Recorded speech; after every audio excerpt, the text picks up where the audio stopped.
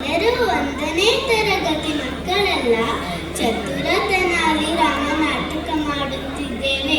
ಸ್ನೇಹಿತರೆ, ನಾವೀಗ ಕರ್ನಾಟಕದ ಪ್ರಸಿದ್ಧ ಹಾಗೂ ಶ್ರೀಮಂತ ರಾಜ್ಯವಾದ ವಿಜಯನಗರದ ವಿಖ್ಯಾತರಾದ ಶ್ರೀ ಕೃಷ್ಣದೇವರಾಯರ ಆಸ್ಥಾನದಲ್ಲಿದ್ದೇವೆ.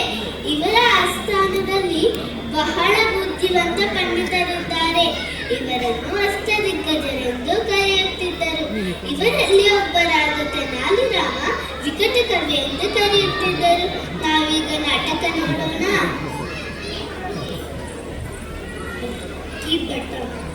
ರಾಜಾದಿರಾಜ ಯುಗ ಸ್ಥಾಪಕ ಶ್ರೀ ಕೃಷ್ಣದೇವರಾಯರಿಗೆ ರಾಜ ಮರ್ಯಾದೆಯ ಸ್ವಾಗತ ಸುಸ್ವಾಗತ.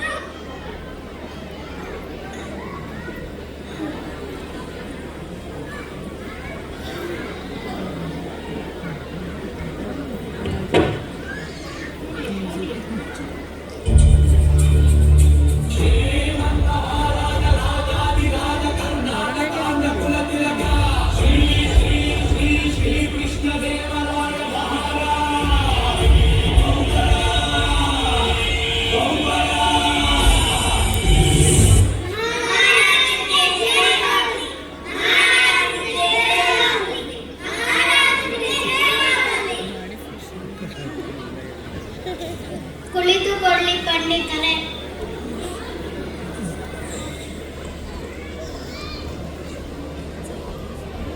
ಮಹಾರಾಜರಿಗೆ ಜೈವಾಗಲಿ, ಮಹಾರಾಜರಿಗೆ ಜೈವಾಗಲಿ, ರಂಗಳಿಗೆ ಜೈವಾಗಲಿ. ನಾನೊಬ್ಬ ಬಹುದೊಡ್ಡ ಪಂಡಿತ. ಅನೇಕ ರಾಜ್ಯಗಳಲ್ಲಿ ಸಂಚರಿಸಿ ಪಂಡಿತರನ್ನೇ ವಾದ ಮಾಡಿ ಸೋಲಿಸಿದ್ದೇನೆ. ನಿಮ್ಮ ವಿದ್ವಾಂಸರನ್ನೇ ವಾದ ಮಾಡಲು ಬಂದಿದ್ದೇನೆ. ನನ್ನನ್ನು ಯಾರು ಸೋಲಿಸುತ್ತಾರೋ ಅವರಿಗೆ ಈ ವಜ್ರಗಳನ್ನು ಬಹುಮಾನವಾಗಿ ಕೊಡುತ್ತೇನೆ. ನಮ್ಮ ಆಸ್ಥಾನದಲ್ಲಿ ಬುದ್ಧಿವಂತ ಪಂಡಿತರಿದ್ದಾರೆ. ಸ್ಪರ್ಧೆ ಈಗಲೇ ಶುರುವಾಗಲಿ. ನಿಮ್ಮ ಪ್ರಶ್ನೆಯನ್ನು ಕೇಳಿ ಪಂಡಿತರೆ. ಮನುಷ್ಯನ ಜೀವನದಲ್ಲಿ ಅಮೂಲ್ಯವಾದುದು ಯಾವುದು? ಪಂಡಿತರೆ, ಕುಳಿತುಕೊಳ್ಳಿ.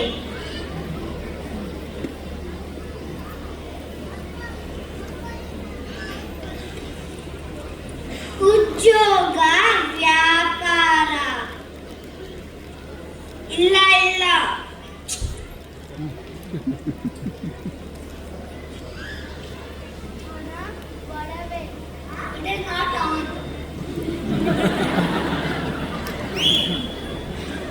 ಹೊರವೆ. ಇಲ್ಲ ಇಲ್ಲ,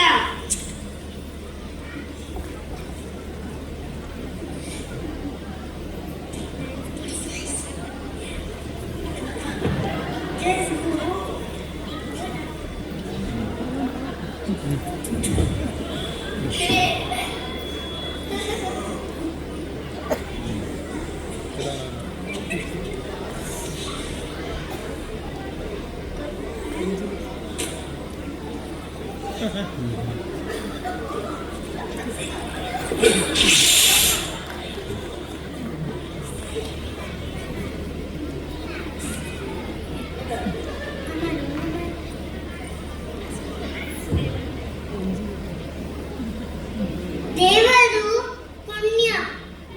ಇಲ್ಲ ಇಲ್ಲ,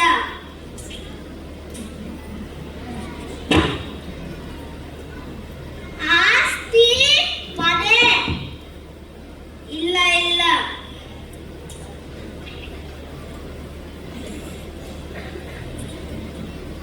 ನೆಮ್ಮದಿ ಸುಖ. ಇಲ್ಲ ಇಲ್ಲ,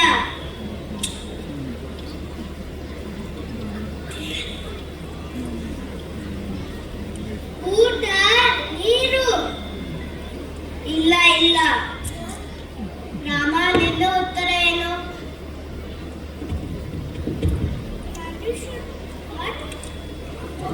ಮನುಷ್ಯನ ಜೀವನದಲ್ಲಿ ಅತಿ ಅಮೂಲ್ಯವಾದುದು ಅವನ ಸ್ವಾತಂತ್ರ್ಯ. ಸ್ವಾತಂತ್ರ್ಯ ಅದು ಹೇಗೆ ನೆನಪಿಸುತ್ತೀರಾ? ಸ್ವಲ್ಪ ಕಾಲ ಅವಕಾಶ ಕೊಟ್ಟರೆ ನೆನಪಿಸುತ್ತೇನೆ. ಆಗಲಿ ಆಗಲಿ. ಪಂಡಿತ ಅತಿಥಿ ಆಗಲಿ. ರಾಮ, ವಿದ್ವಾಂಸರು ಈಗ ನಿನ್ನ ಜವಾಬ್ದಾರಿ. ಆಗಲಿ ಪ್ರಭು. ಅಯ್ಯೋ,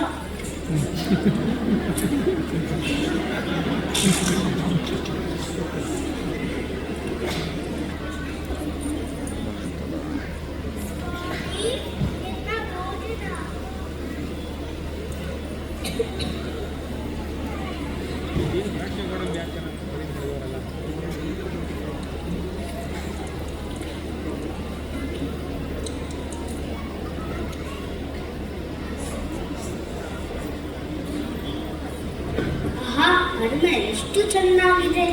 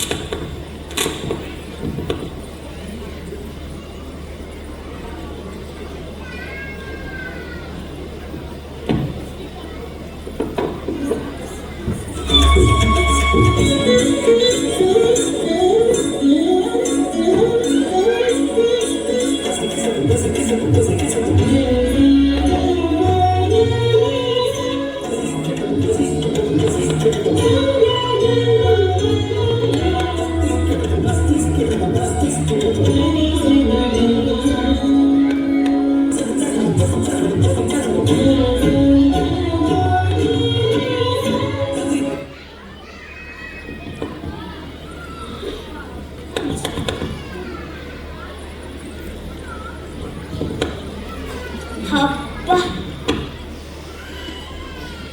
ಊಟ ಚೆನ್ನಾಗಿತ್ತು, ಎಷ್ಟು ಆರಾಮವಾಗಿದೆ ಅಲ್ಲಿ. ಆದರೆ ವಿಹಾರಕ್ಕೆ ಹೋಗಬೇಕಲ್ಲ. ಹೊರಗೆ ಎಷ್ಟು ಸುಂದರವಾಗಿದೆ. ನಾನು ಹೊರಗಡೆ ಹೋಗಬೇಕಲ್ಲ. ನಿಮ್ಮನ್ನು ಒಳಗೆ ಬರಲು ಅನುಮತಿ ಇಲ್ಲ. ಯಾಕೆ? ನಮಗೆ ಗೊತ್ತಿಲ್ಲ. ನಾನು ರಾತ್ರಿ ಒಳಗೆ ಹೋಗುವೆ.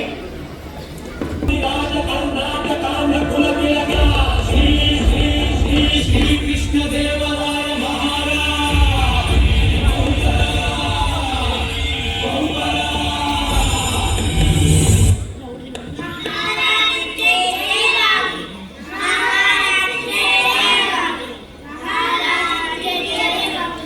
ಪಂಡಿತರೇ, ಕುಳಿತುಕೊಳ್ಳಿ.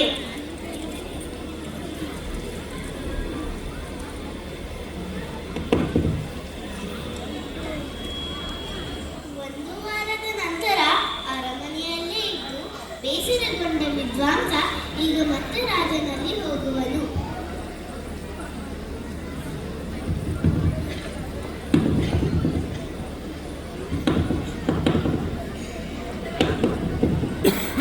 ಮಹಾರಾಜನಿಗೆ ಜಯವಾಗಲಿ, ಮಹಾರಾಜನಿಗೆ ಜಯವಾಗಲಿ, ಮಹಾರಾಜನಿಗೆ ಜಯವಾಗಲಿ.